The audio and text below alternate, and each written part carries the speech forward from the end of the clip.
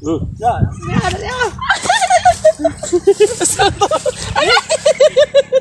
Ipakita mo sa konpon. Pasok na ni. Ay, karit na gano'n ako. It's 5:25 Sunday. What's up mga ka-greeners? Na-miss nyo bang boses ko? Char lang. Life has been tough lately. But despite of those situations, life must go on. Kaya laban lang sa hamon ng buhay. For today's video, ay pupunta tayo sa Munting Bukirin ng aking mga in-laws, kung saan kasama ang aking mahal na asawa. Dahil kami ang natasan na magpastol ng mga alagang hayop, kung kaya't sinamahan ko ang aking asawa para naman maranasan ko ang magpastol ng mga alagang hayop. So ayan, nakikita nyo, sinubukan ko itong maliit na kalabaw o baby carabao. Ayan, takot siya sa akin. Natakot sa aking kagandahan.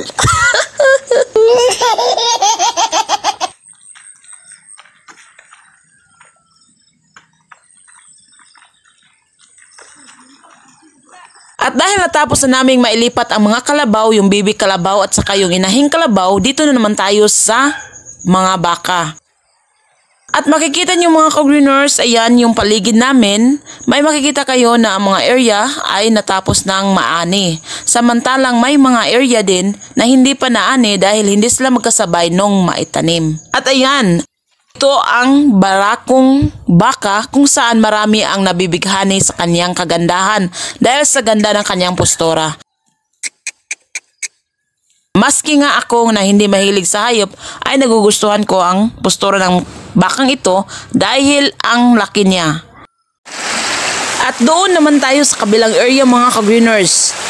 Para makapunta tayo sa kabila ay dadaan muna tayo dito sa ilog na ito.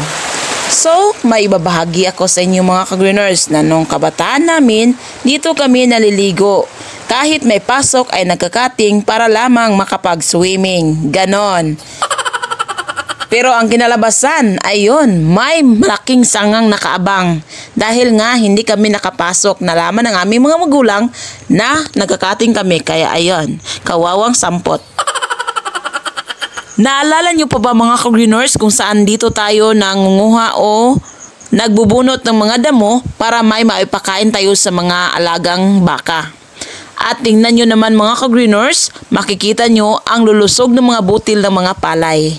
Ang laking tulong ng mga nakuha nating mga damo sa palayang ito dahil nagkaroon ito ng magagandang butil.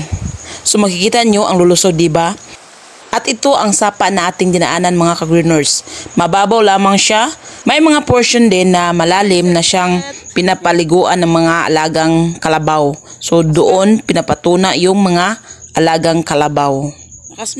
At ito sina Sitset at Oktoy. So, ang cute nila. At ayan, sinimulan ko na ang pagpapastol ng mga baka. So, ito yung baka na kung saan ay ililipat natin ng area para naman siya ay makakain ng panibagong damo. At para naman siya ay mabusog. Kayo din ba mga ka-greeners mahilig sa pag-aalaga ng mga hayop? Ano-ano ang inyong mga ginagawa para ito'y maging malusog at mabusog? Alam nyo ba na hindi ako marunong nito nung bata pa ako kasi wala kaming alagang hayop. Nagkaroon lang kami ng hayop pero naibenta din kasi nakasakit yung mama ko. So iniparahan siya ng appendicitis. So hindi talaga kami nakaranas ng pagpapastol ng mga hayop. So nakakaranas lamang ako nito dito sa aking mga in-laws kung saan mahihilig sila sa mga pag-aalaga ng mga alagaing baka at saka kalabaw. At ito yung aking asawa kung saan tutulungan niya ako dahil hindi daw ako marunong magtali. Nakakatawa. Pero kahit papaano ay willing naman tayo na magpaturo para naman sa darating na panahon ay kung gugustuhin natin na magkaroon ng mga alagain ay marunong na tayo.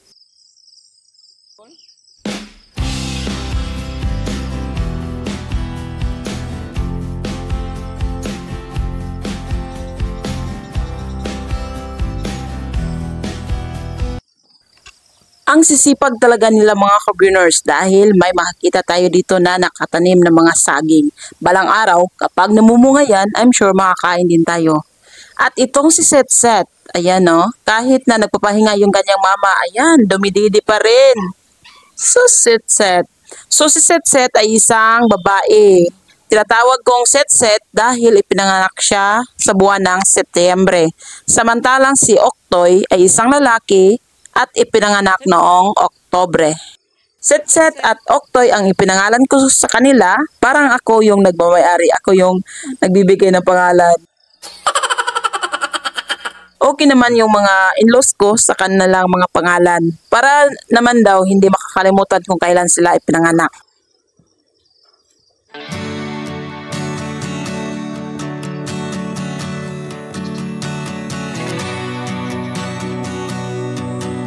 Let's go.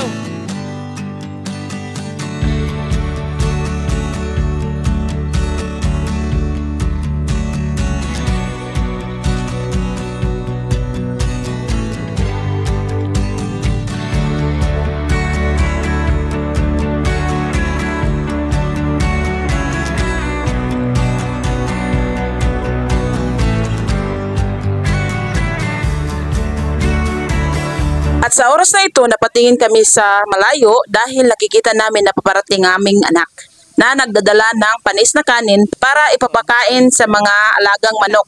Pagkadating ng aking anak ay para kami dito nagmi-meeting. Parang ano yung pinag-uusapan namin. So kinukumusta ko lang siya kung kumusta ang pagising niya dahil pagising niya wala na kami. Dahil nga pumunta kami diretso dito sa Bukirin.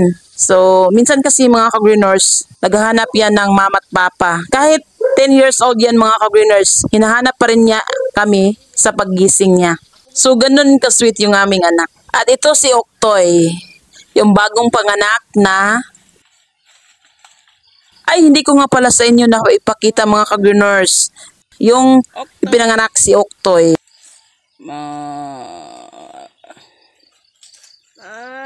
So ganito kaganda ang paligid na sinasaka ng aking mga in-laws. Bali, dito yung area nila kung saan sila nagsasaka. Nag-aalaga ng mga alagang hayop at saka yung kanilang niyugan. So, yan yung ilog. So, hinahikayat ko ang aking asawa na sana pagbalik natin mamaya ay mamimingwit kami para masubukan ko naman yung pagmimingwit. Dahil talagang sa kabataan ko, parang ang naranasan ko lang ay yung pag may anihan, nanguha kami ng mga palay, yung pagbubunot ng mga similya ng palay, or pangibot yung term dito sa amin. So yung pamimingwit, yung pag-alalaga ng mga hayop, hindi ko yun naranasan. At hindi nga ako nakaranas na makasakay ng kalabaw at saka kabayo. At sana makasakay nga tayo.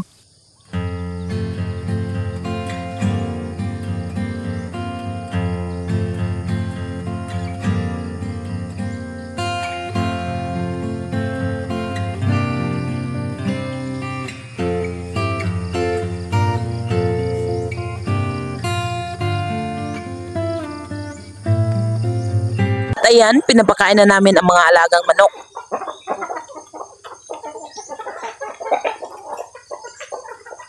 At inuutosan kami na magdakip ng isang manok para sa pananghalian mamaya. So, dahil hindi tayo expert sa ganyan, yung asawa ko yung dumakip sa isang manok. So, tinulang manok mamaya.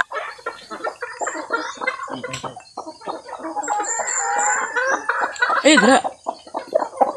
Sa China.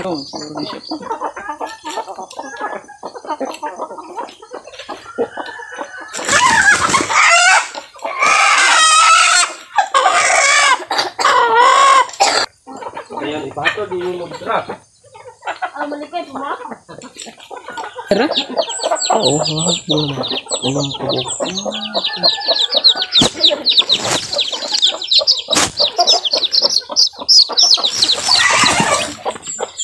Ayan, sabuli lang. May luto mo anak. Ha? Dili po dira sa kuanak, dili po sa hawan no. Isa sa mga nagustuhan ko dito mga ka-greeners ay ang pangunguhan ng mga preskong bunga ng bayabas. Napakasarap nito mga ka-greeners dahil matamis na klase ng bayabas. At ang sarap pakinggan ng mga huni ng mga ibon at iba't ibang mga insekto. Kaya hayaan nyo muna ako mga ka-greeners na ipaparinig ko sa inyo ang mga huni ng mga iba't ibang insekto at ang awit ng mga ibon.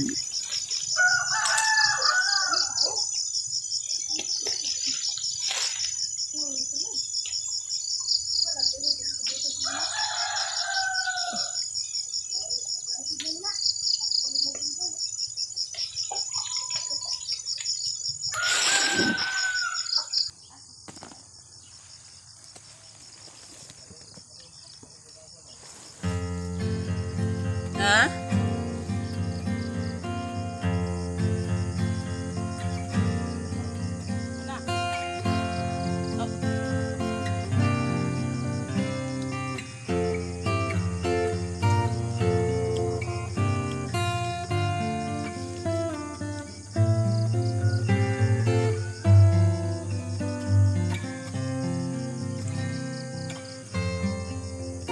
Papauwi na kami mga ka-greeners nang madaanan namin yung pipinuhan.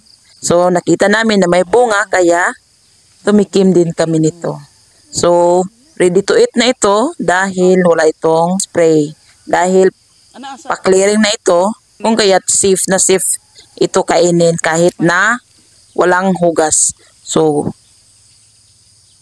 ipupunas mo lang sa iyong damit, hindi makakain ng mga ka-greeners. Ganun kami dito.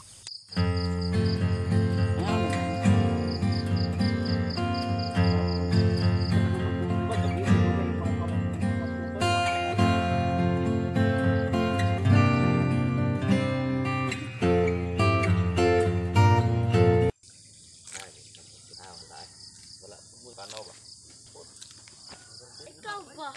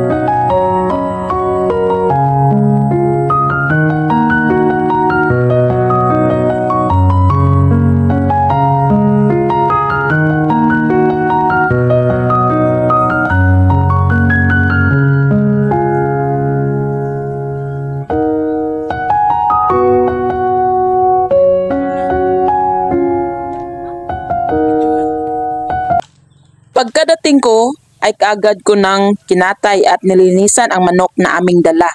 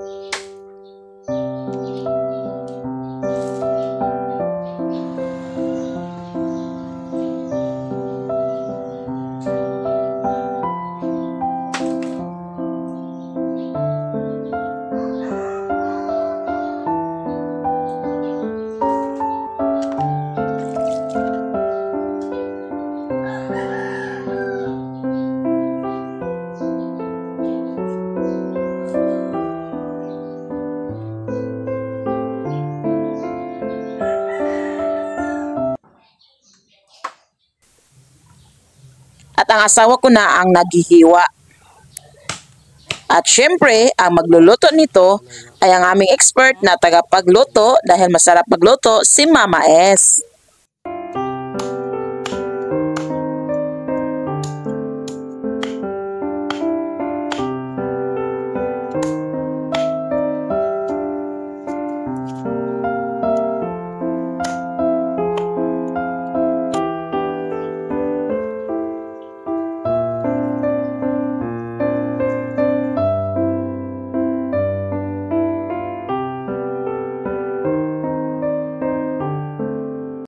Pasado 2:00 nang kami bumalik sa Bukirin o Tabok yung term dito sa amin. At nagdala na ako ng pamingwit dahil gusto kong makaranas ng pamimingwit.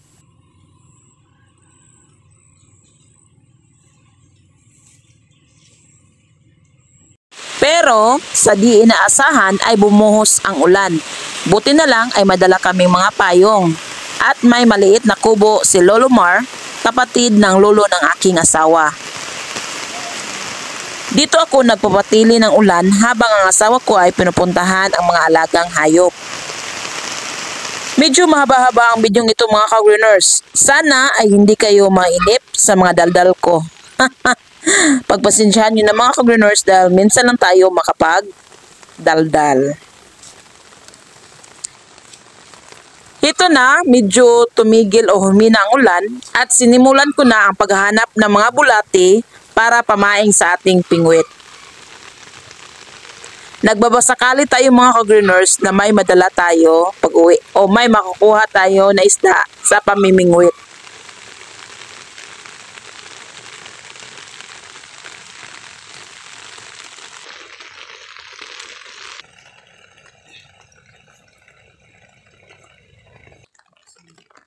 Ayan, at sinimulan ko na. Sa unang salang, tada!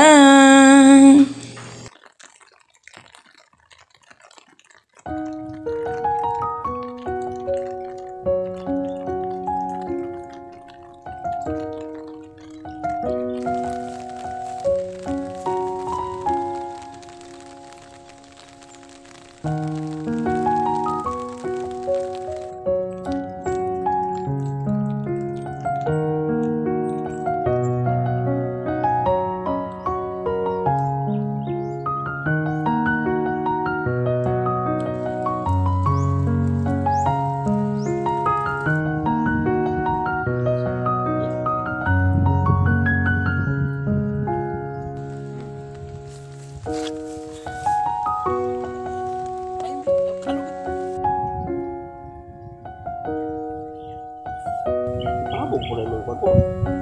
Yan.